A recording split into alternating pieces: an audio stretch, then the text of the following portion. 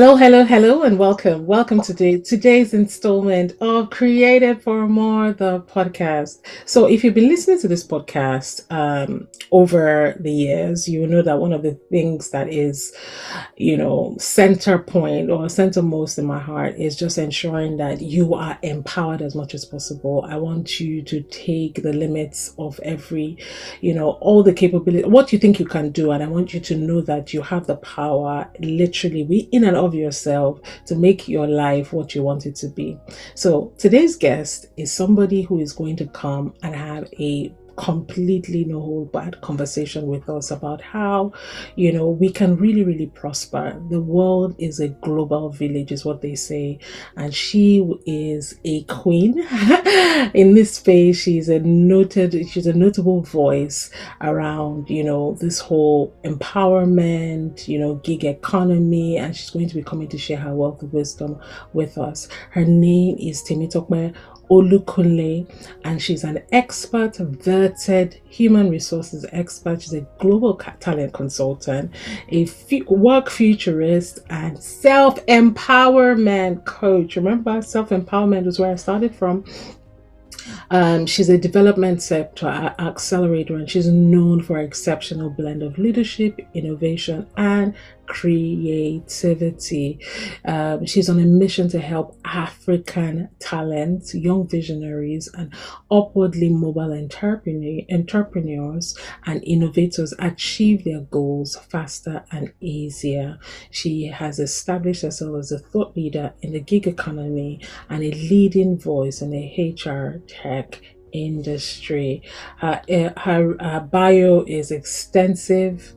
It's got all the accolades that I could stay here reading it for for a very long time. But I think what we like on this podcast is to hear from the guests themselves, beyond the script, beyond what you have in your bio. I always like to hear from the heart who our guest is as she introduces herself. Thank you so much for being here, Temitope. It is wonderful to have you on the podcast. Thank you so much for having me. It's such a privilege. Such a privilege to be here. Thank you so much. Awesome. Guys, if you are listening to the audio of this podcast, you want to grab yourself the video on YouTube, because our guest today is banging. She's banging. She's got a gorgeous smile, and you don't want to miss that. So, it's an absolute honor to have you here today. And where I'd love to start is to ask that you introduce yourself. I always get all the scripts, and there's nothing that beats hearing one introduce themselves in their own words. Like, who is Temitope? What is the essence of you? Thank you. That was outstanding. By the way, I love your smile as well. Oh, thank you. Thank you so much. So my name is Temitope Olukunle. That's the surname, and over the last couple of years, I've had to reinvent myself at different levels at different time. At some point, I started calling myself the queen of reinvention, because I've had to make pivotal decisions in my career, in my work, my destiny work, in discovery of just the essence, the mission, really what I'm moving with. And it's beyond the word. Describing myself will sometimes be about limitation. Sometimes I see it as labels, right? I really do not like to use the labels. So I'm a consultant, or I am a this, I am a that. But just to put it out there for clarity's sake, for people to understand what I really do and who I really am. I'm a global talent consultant. So I recruit for international organizations, African talent, to be very specific. I've been in the HR space for the past couple of years. I started my career really, in the administrative space, and I grew into the human resources because of my passion, for people, for processes, productivity, performance. And then, moving that into the global space, I had to start a journey of my borderless career, because I knew that there is more to me than playing the small game in the Nigerian space, right? And I knew that I really wanted to go global and build a borderless career. And yes, that's that about the work front. But I also consult and I coach. I create courses and I podcast as well, because one principle that I've learned especially from the scripture, is the concept of, I call them the three metaphors. It's the concept of, salt, light, and city. And for me, it's really about impact, influence, and income. That I'm a transformational person using my light, my capacity to also influence other people.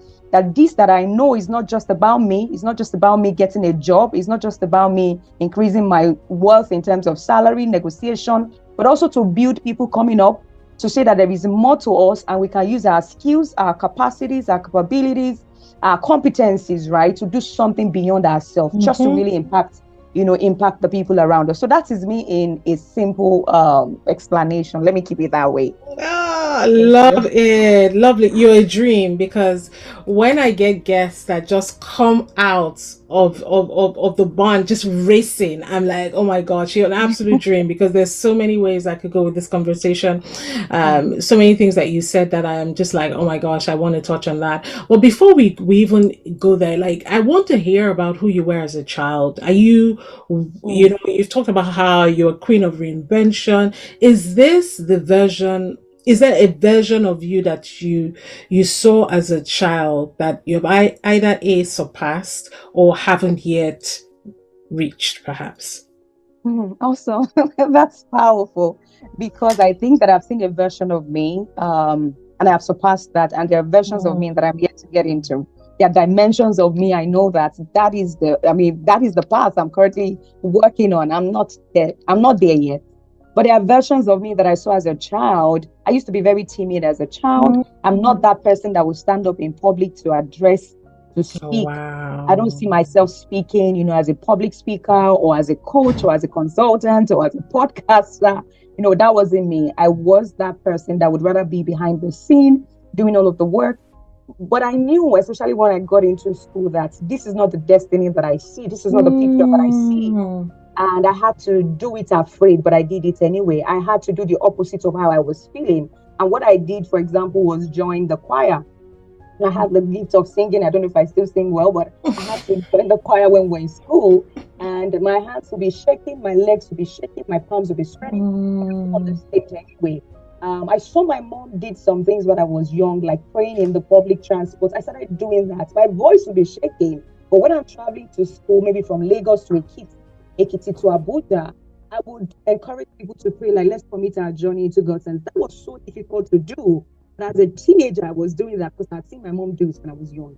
Those things were not natural to me, just really pushing myself out. But I knew that to stand in the place that I sense that God is taking me to, I needed to overcome that limitation of, I want to be behind the scene, I want to be at the back. No, address nations. If I'm going to encourage and transform nations with my voice under God, I need to be able to address crowd because that is the destiny that I stand, right? So that is the version I feel like I've overcome. But there's a bigger version. There's a higher version. There's a higher resolution of who I am right now. And that is the one I'm pressing into. I'm not there yet. Love it. So what was your moment of awakening in all of this? What was the moment that made you feel like, enough is enough? There's a voice on the inside of me and it needs to be released. What was your moment of awakening? What happened? Did you have like an epiphany? What happened? Well, I am not sure that there was a one moment, and I'm going to be very honest. There wasn't a one moment, a one-time moment. To be very honest, I think it was just really a nudging towards a path. Like, there is more. It's just a feeling I love of, it. there's a sensing that there's just more. This is not the path, right? There is more. There wasn't a one-time moment. Like, sometimes people have this encounter where they dream, or they wake up and then there's a big voice telling them, this, you are more than this. There wasn't anything like that. I think it's been a journey. It's been a process. I mean, who I am right now is not who I was 5 years ago. It's not even where I was 3 years ago. And that's why I stumbled on the concept of unmuting your mic. I even think that's why I called myself the queen of reinvention. I even think that the version of me 3-4 years ago is totally different from the version of me right now. And so I will see that season of awakening as a journey. And then the presence of voices, the voices of alignment. I've had the privilege of being led, whether as a pastor, as a coach, or as a mentor, people who God has placed on my path. Who have been voices of alignment, confirming some of the things that I've seen, some of the things that I've sensed in my mind to say, well, this place you are hiding is not meant for you. This thing you are trying to do, this is not you, right? And until I decided to say, you know what, I need to unmute my mic, meaning that I need to start moving towards those paths, right? Doing all of the things that I now do. There is this feeling that I have. I write them, I keep them in a book. There is this idea that I have. I write them, I keep them in a book. There is an ideology, there is a sensing, there's a clarity that I have. There was a light I got. Why am I keeping them in a book? I think it's time to start sharing that. It's time to start showing the light. So for me, I will see that as a process, as really a journey, not necessarily a moment of awakening. It's a season of awakening. It's a season. I love it. I love it. I love it. I want to talk about this, what you've just talked about there, about your book, Unmute Your Mic. It's such a powerful title. I want to talk about what led you there. I want you to just share a little bit about, the heart of it, what you're hoping that people take away when they read it. Thank you. So the concept of unmuting your mic was something that I stumbled on, or the realization came in while I was podcasting. So, I mentioned. Oh, also tell us the name of your podcast as well. Drop that, please. So I have a podcast called The School of Thought. I also have a weekly, I don't call that a podcast. It's a session. I call it Outnovate. It's an IG live every Friday. Outnovate. And Outnovate is more like a word from innovate. So we have innovate. So, but there's a concept that you think outside of the box, which is innovation.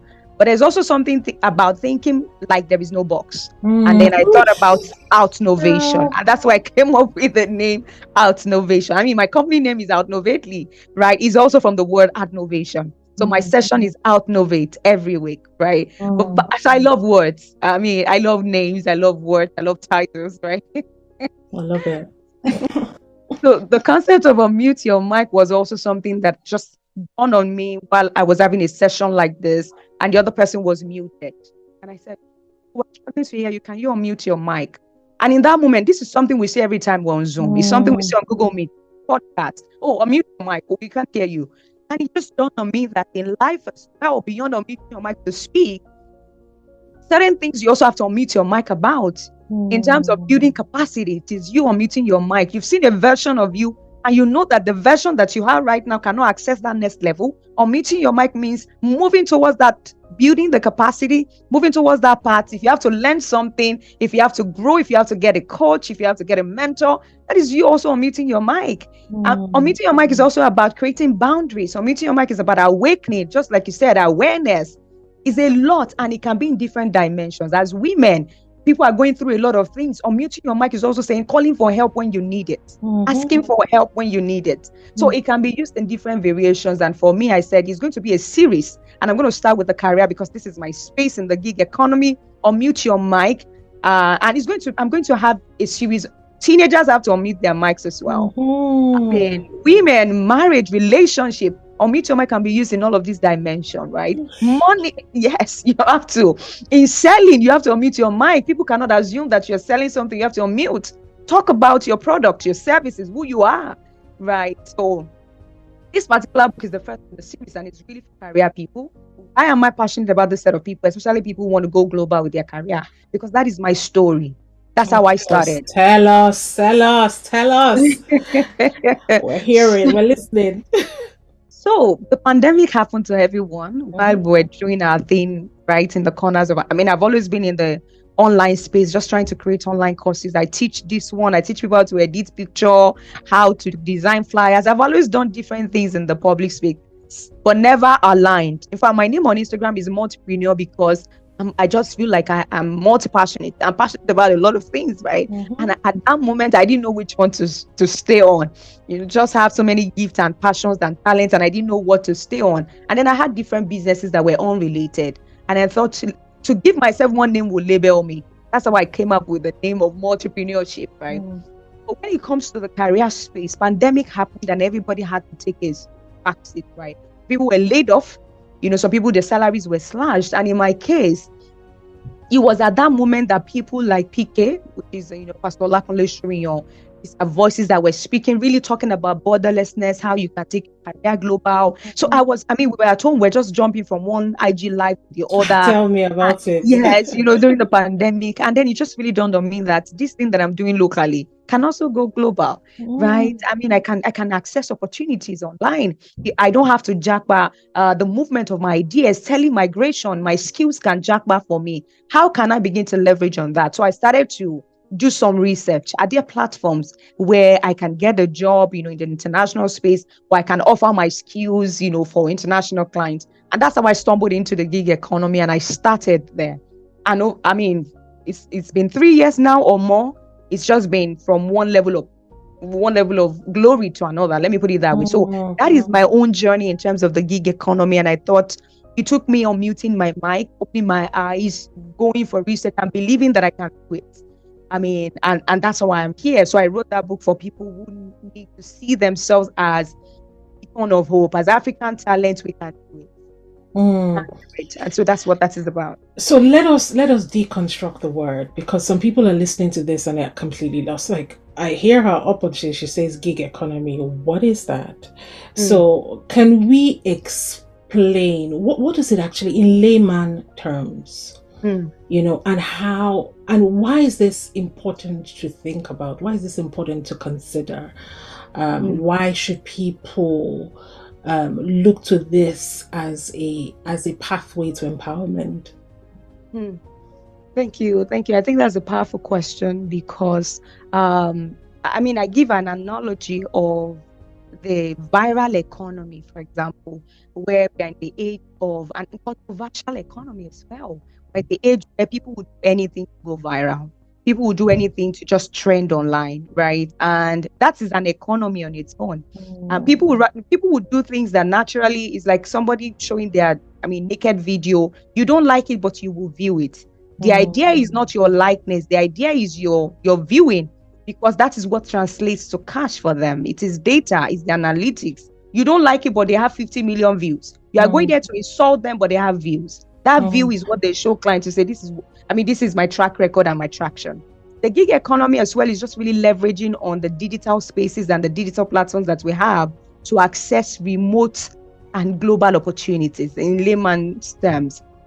There are platforms that have been set up where it's a convergence of client and talent, a convergence of jobs and job seeker, a convergence of organizations and employee coming together to say, this is an online platform. That's strictly why we're here. It's not a LinkedIn. We're not connecting socially. It's not a social platform where we're connecting thought leadership content and all that.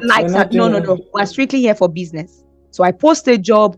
You can do the job. You apply for the job. You set up a profile like your house. I put up my job opportunities or availability in my organization, and then you apply. And so it's grown over the years. And Africa is catching up, right? We're catching up. There are different categories. And so it's just like Jumia's, where people go sellers, and then you as well go there, you buy.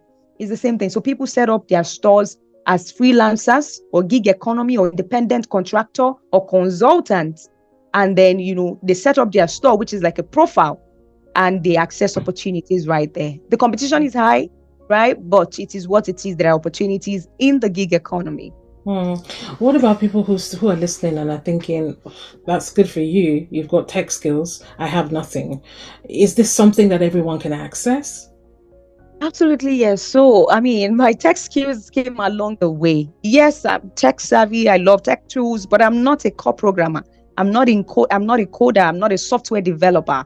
In fact, I started as an administrative assistant, virtual assistant on the platform. Right. The first gig that I got in, or my first entrance into the gig economy was as a virtual assistant. And I was earning $10 per hour, for a client in Australia. Right now, I have pivoted into my work. Like I literally took my physical 9-to-5 role into the gig economy. Now I'm a global talent acquisition specialist, which is HR in simple terms. It is not in core tech. Right. Although I'm now working in the tech industry, right, recruiting tech talent, but the actual work is not tech related.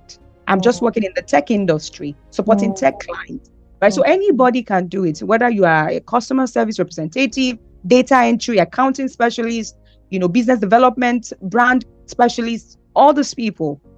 graphic designers, anybody can play in the medium. Mm.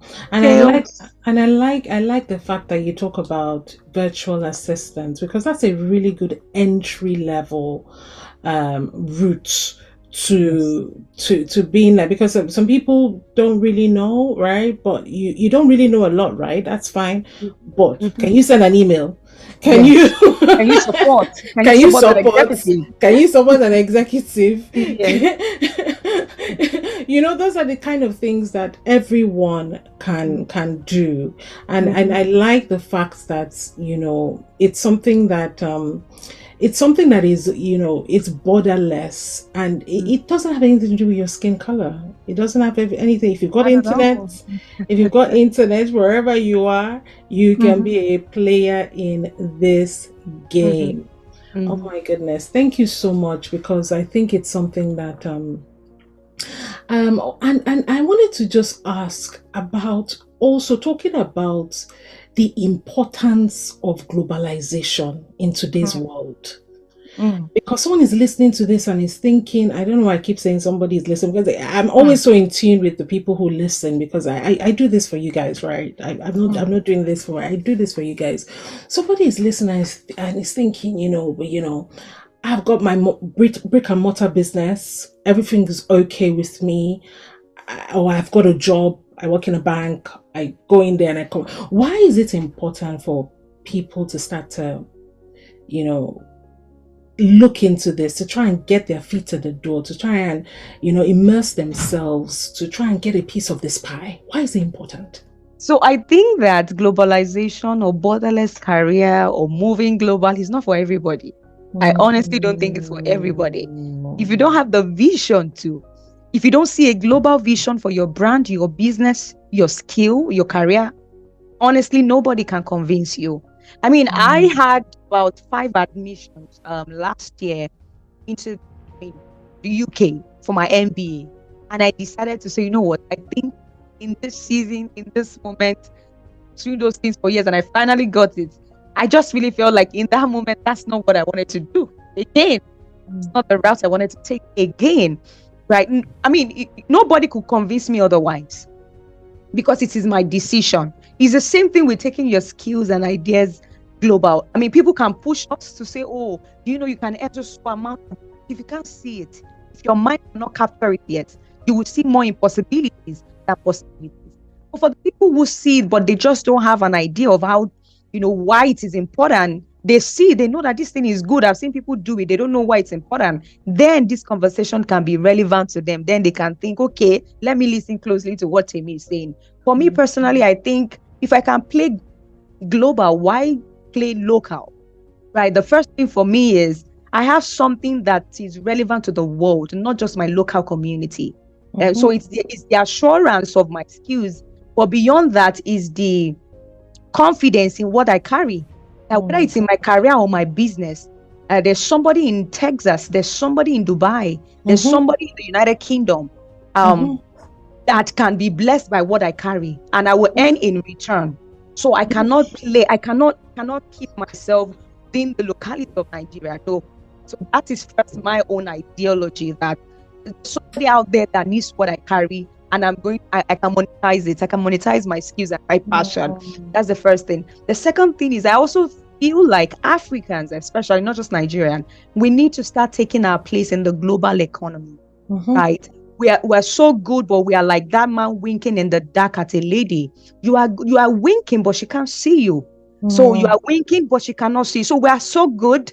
We're good with what we do. Our work ethics. I mean, never have the privilege to work with international clients. They think you are so hardworking. These things this is not to everybody in Nigeria.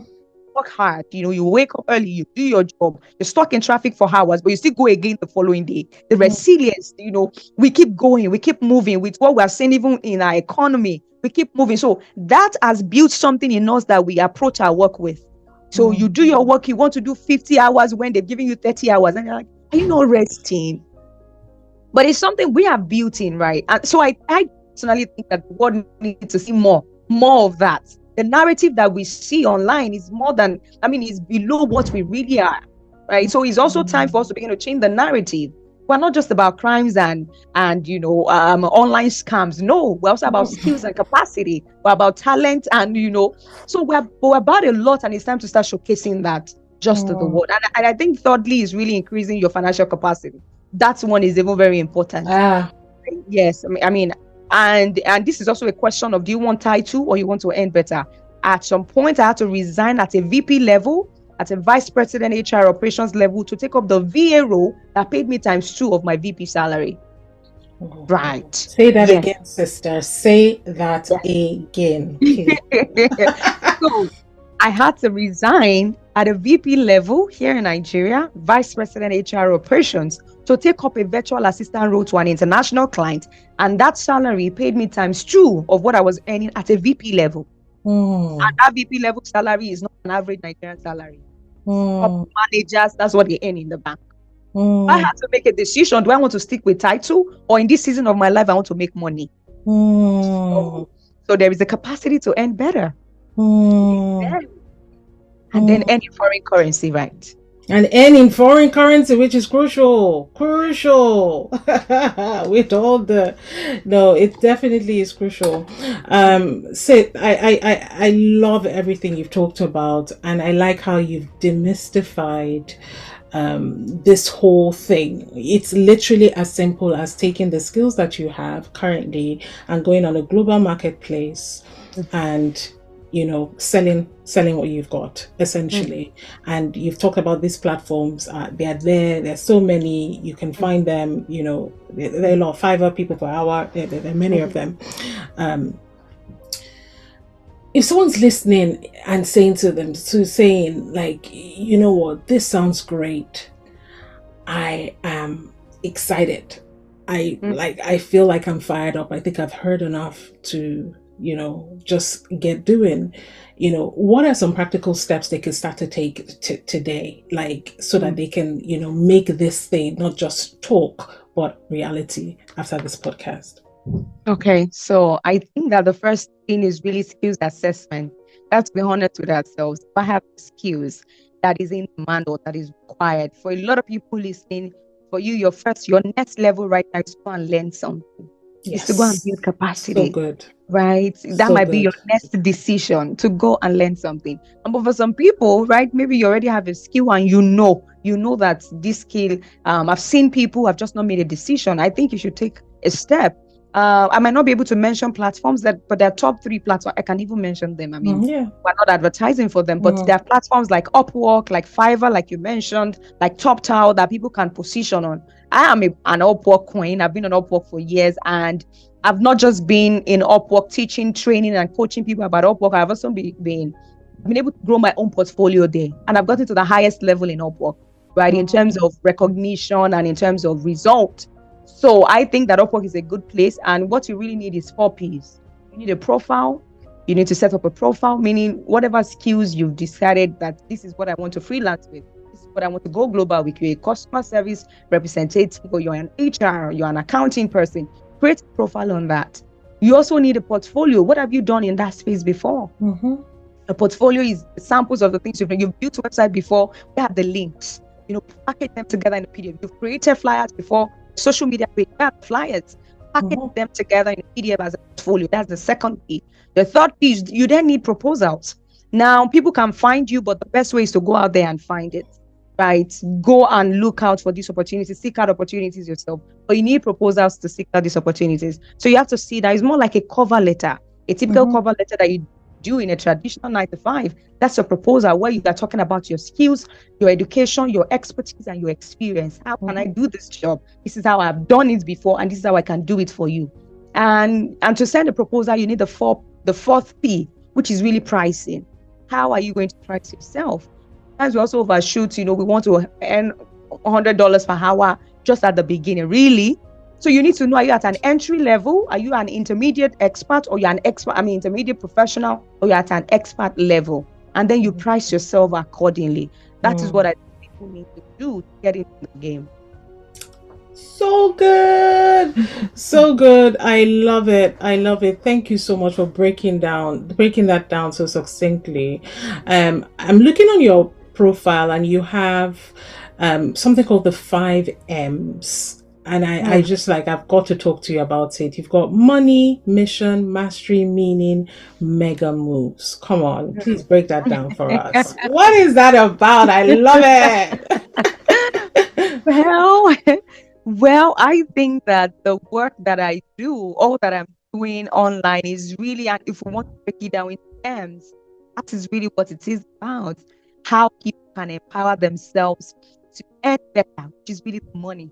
So, what do you have right now to avoid you being a burden to others? Because let's be real, a lot of people are actually burdens to others right now. They just want to take, and what you are asking for, you can also get it. You can learn, you can Mm, grow, you can earn. say Right. it So, again. What you are asking for, you can also get it. Say it yes, again. absolutely. That's what I think, right? What you're asking for, you can also get it and, be a blessing to others. So I think that's where the self-empowerment coach thing comes in, right? People have to learn to be self-independent, at least at the best of their capacity. So money, I think, is very critical.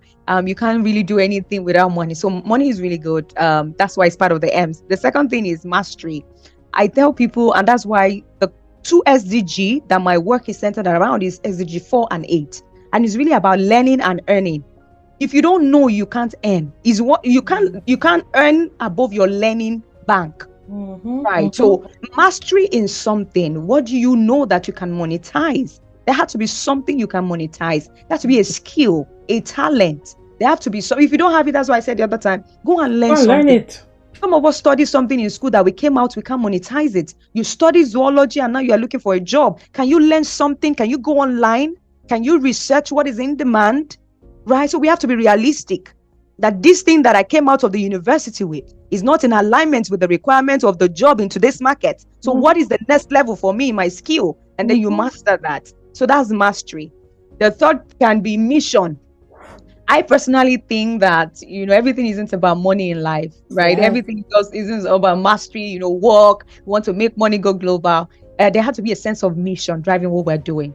And for me personally, that's why I'm committed to people. I'm committed to seeing that other people rise. And that's why I do all that I do in the coaching space, coming online, mentorship, creating a community, have a community of over 300 people, right? There are people who want to go borderless in their career, right? Teaching, coming online every Friday, bringing in thought leaders is really to give back. For me, that's a sense of mission that in my own little way, I'm not just going to live life because I want to make money and travel, that people will be blessed because I exist. And so that's my own Mm. sense of mission. That's the third M. And the fourth M would be mission, money, mastery, Yes, mega mission, move, the meaning and mega moves. meaning. Yes. And I think meaning is really the foundation of everything. I find my meaning in God. Right. I find my meaning in God. For people, I mean, this is not a religious podcast, but honestly, No, as but a please believer, oh bring yes, it in, bring it in, bring it in. as a believer, before I even came here, before I was named Temitope Olukunle, God just knew that there was somebody like this that was coming, right? He said, before I formed you, I knew you. So where are you going? Calm down. He knew everything, right? So that's my sense of meaning. It's in God. And that's why I draw out every other thing that I do. There are things that I've done that I know that this thing I might have is like leaning on the wrong ladder. Eventually, it's a ladder, but eventually it's on the wrong wall. You still have to come Mhm, down. mhm. So it's just being in alignment per time to the best of our ability to the core essence, right? And the core essence of our creation. And I think the last one is really mega moves. Mm. I don't believe in small thinking. In my little way, and in my little life part time, I've always just tried to think big. Is that big one I want? Is that big one? Yes. Why? Because I can. I've seen people do it. So why am I limited? So mega move is just really making decisions in life that are beyond smallness, not small thinking and mediocrity. Mega moves. I want to get the highest on this level, and that is what I want. There are some things that I feel like is what I want as my mega move, as my next level. I don't have them now, but they are in works. That's what I'm working on. So part time, I just really think that people should have something bigger than them that is driving them. So I don't step into a new year without something mega. It might not be Mm. something that has to be posted on social media, but there should be a But you faith have it. project. You should Yeah, there be should be a faith something that project. is stretching Exactly. you, that you're stretching to Exactly. get. Exactly. I love it. That's I that's what love it it. is. I love it. And just as we bring this to a close, I would like you to talk about just the importance of us adding and leaving a legacy behind, because everything you talk about, if I had to bring it all into one thing, beyond the fact that it's empowering us to earn more and doing all of that, it is us creating something with what we've been given. We have the gifts and talent, and what are we doing? It's like the master that said to the servants, "Look, take this, go and multiply it." It's the fact that they have created over and above what was given to them initially. So I want you to talk about the importance of us seeing ourselves as creators, because we have been made in the image and the likeness of God. Why should people feel they will just be there to consume? It's like, hey, why? I want you to challenge that thinking and help rejig some minds. Some people's mind needs to be returned, shapen back into a new place. Please tell them. Also, and I think I was going to mention that same scripture that you quoted. I think that it's a very dangerous scripture.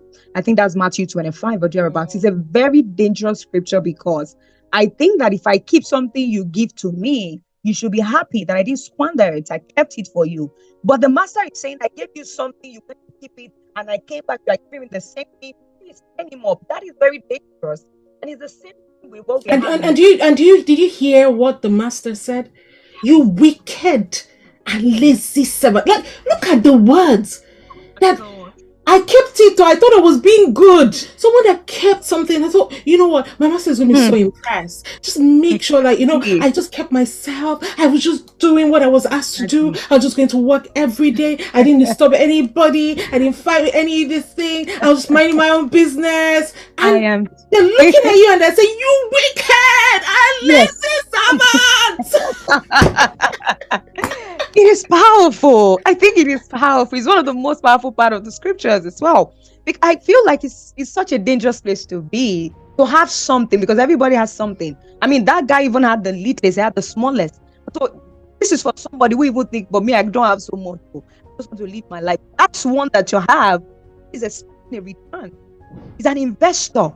And so he needs a return on that which you can't live life on your own terms. I mean, something strange that I found in the scripture very recently, I've read that scripture over and over again.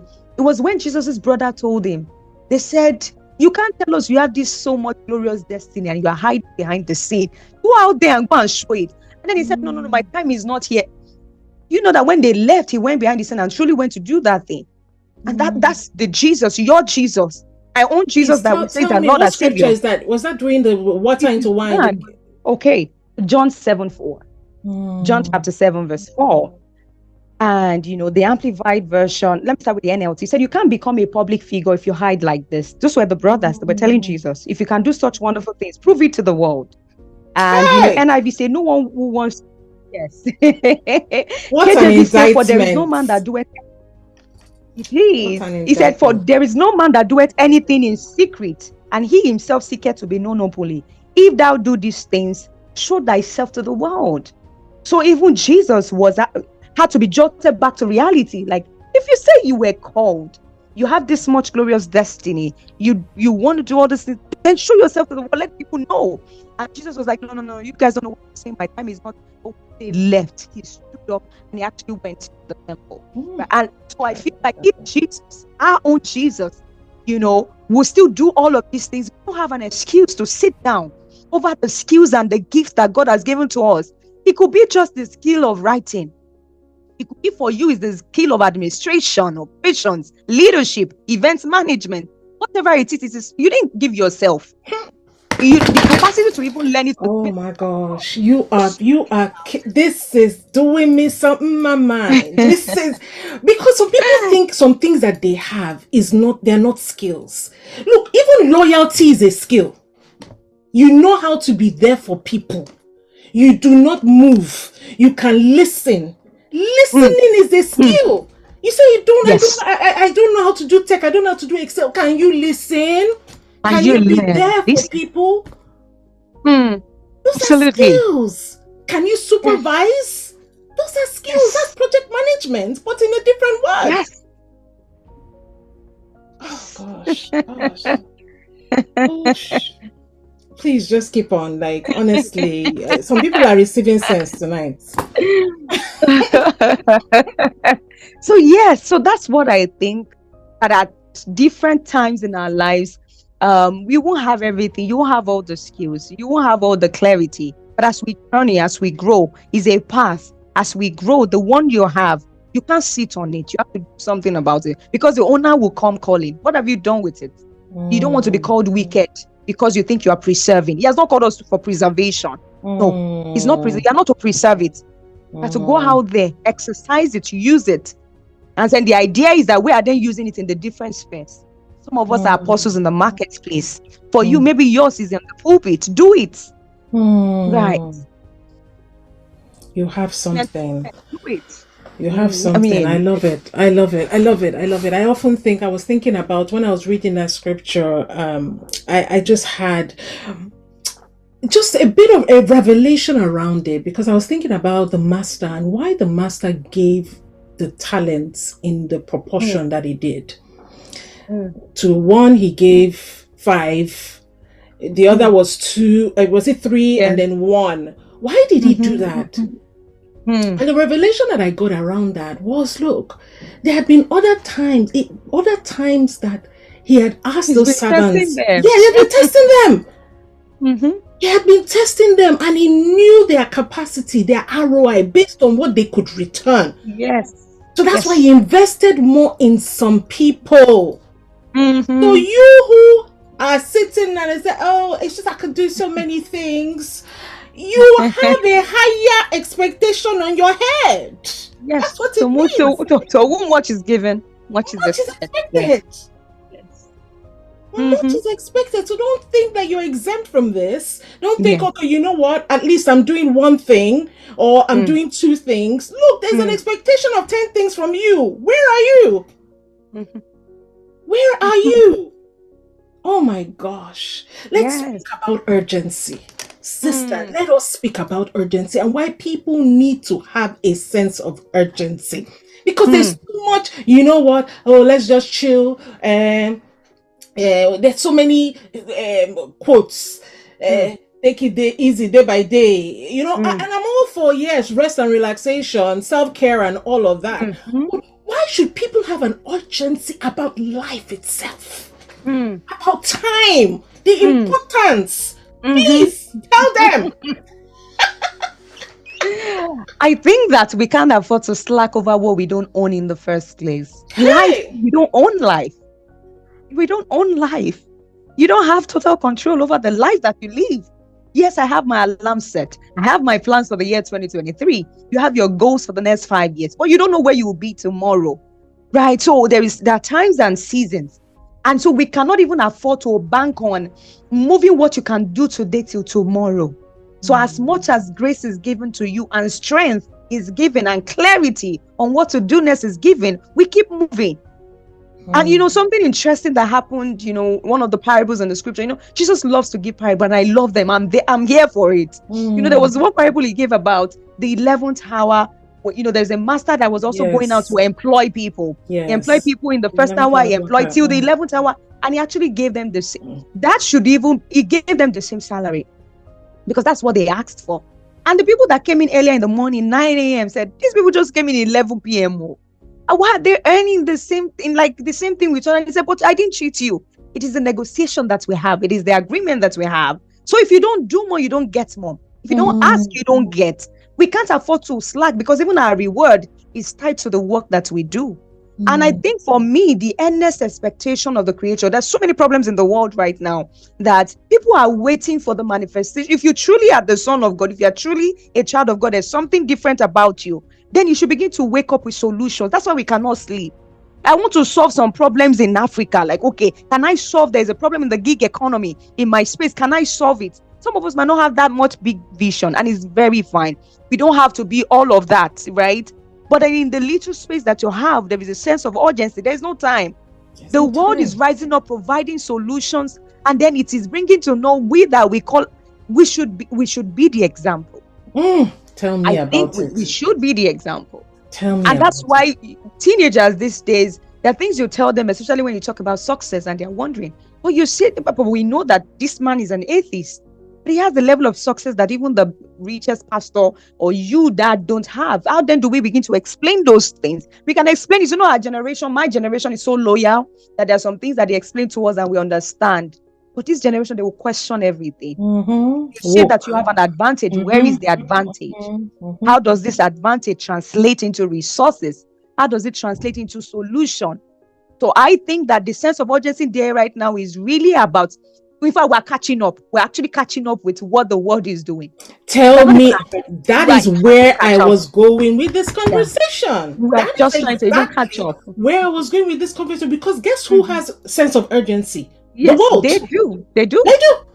They are championing it. All their causes, they are front runners, everything for they are championing everything. Absolutely. Because they know that there is no time to waste. They are radical in their desire to bring people into their agenda. Yes. So once we're sitting down on the sidelines, taking it easy, believing that you know what, my time will come. Your time will never come unless you stand up and collect it. It will never. You will.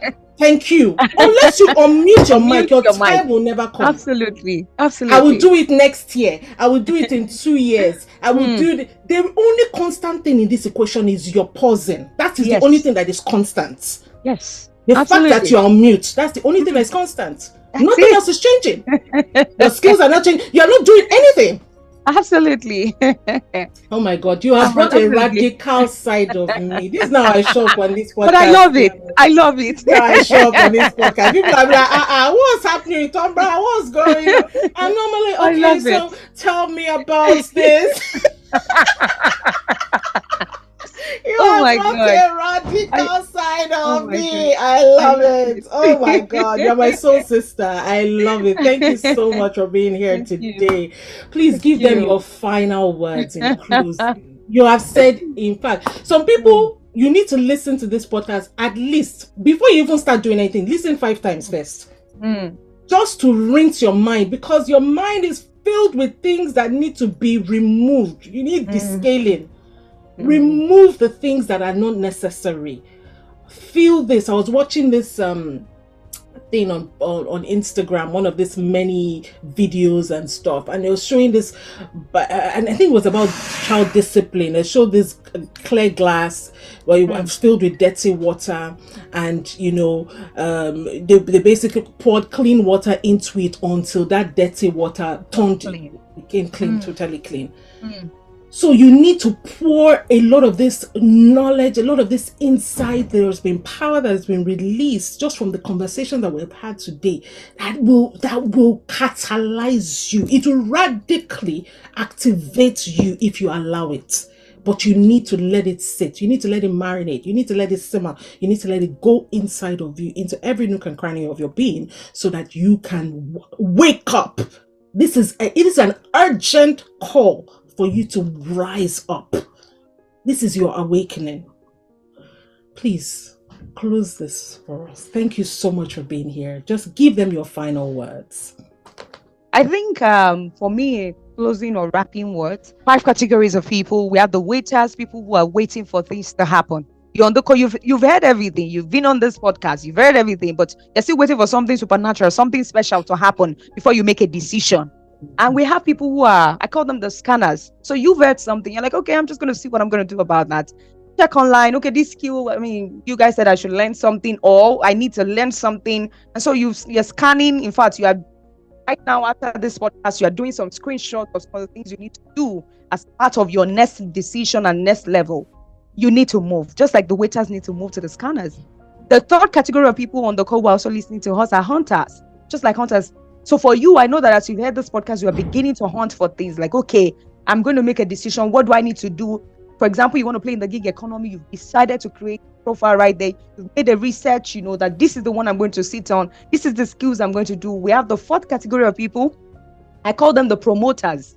And then the last category of people, this is who I want you to become on this call. This is really my final word for you. I call them the trailblazers. I call them the pathfinders. They are the leaders. And this is somebody that's going to do everything we said. You're going to sit down with it. Insight, inspirations, and the ideas that will come take step as a matter of urgency. It's not that I'm going to do this later, but you know that this has spoken to me. We've said some things today that connected with something in you. You're going to move from waiting for something special to happen. You're going to move from scanning, just looking around like, okay, just like another episode. This is not just another episode. This is something powerful. You're going to move from also hunting, just, you have tried as hunters, you are trying, but there is more. You're going to move from the promoting level, and then you're going to move to the final level, which is really you becoming who you have seen that you are going to become, and who God has said you are going to become. So I just really want us to take that serious. And God will take care of us. That's one thing I'm sure, that in all of this that we're doing, there's a provision in it. So it's not like we're just running around the circle. It's not just about impact and influence. There's also income in all of this. In all of this. Yeah, so I think that will be my wrapping words for anybody listening to us. Thank you. Virtue has left you. I can't even see the virtue that's left you on this podcast. We have come to suck you. Thank you so much. Thank you so much for just I know I said final words. What does it mean to you to be created for more? Powerful. For me to be created for more, I think the word is also very descriptive of itself. It just means that I'm created to be more than who I am currently. And I said at the beginning that there is a higher resolution of me. It's like a phone, because the existence of iPhone 13 is the assurance that there's an iPhone 14. And the existence of iPhone 14 is the assurance that there's surely going to be an iPhone 15. They will keep moving till they get. So the existence of who I am right now is the assurance that there is more, that I'm existing alone. There is a higher resolution, and I'm created for it. It's like an onion. The capacity to birth newness is within it. It's not going to come from the plant. It's already within it. The more you shed the layers, the more you begin to reveal what is the new. So for me, it means that the capacity to birth my newness and the more that I've been created for is already within me. I need to activate it, whether with superior learning, new ideas, mindset shift, paradigm shift, new, whatever it is, but it is within me. I'm created for more. And until I unlock that thing, I'm going to be stuck with this version, this resolution that I am. I'm definitely created for more. Unmute your mic. Unmute your mic. And that's the word. Thank you so much for being here on this podcast. We're going to put all your social media links or anything, but if you wanted to just tell the people about where they can find you or anything you wanted to say specifically, please feel free to do so now as we close. Thank you. Thank you so much for having me. My Instagram page is called the Ms. Multipreneur. Full name is Temitope Olukunle. You can also find me there. If you want to connect on LinkedIn as well, Temitope Olukunle. Those are the two main channels. Facebook, I'm hardly there. There's an automation post that goes there, but I'm hardly. Instagram, LinkedIn, I'm very well. And you can be a part of any of the communities, that I have. I'm sure when you get to my page, you'll be able to have access to all the information. But that will be that for now. Thank you. Incredible. Thank you so much for being here. Lovely guest. Such an honor to be here. I absolutely love every part of the conversation. Thank you so much. And for all that you're doing here. Thank you. Thank you.